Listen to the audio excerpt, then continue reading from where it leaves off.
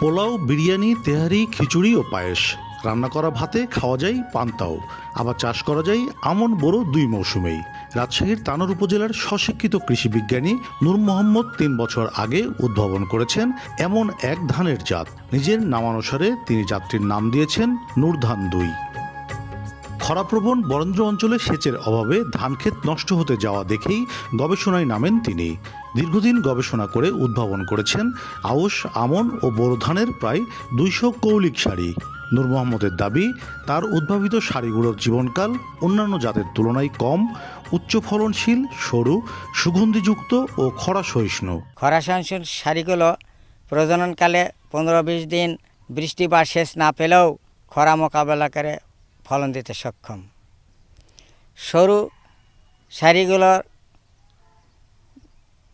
বৈশিষ্ট্য হলো একই ধান থেকে ভাত, পোলাও, বিরিয়ানি, তেহারি, খিচুড়ি, পায়েস, পান্তা, ক্ষীর খাওয়া যায় এবং ভাত খেতে খুব সুস্বাদু।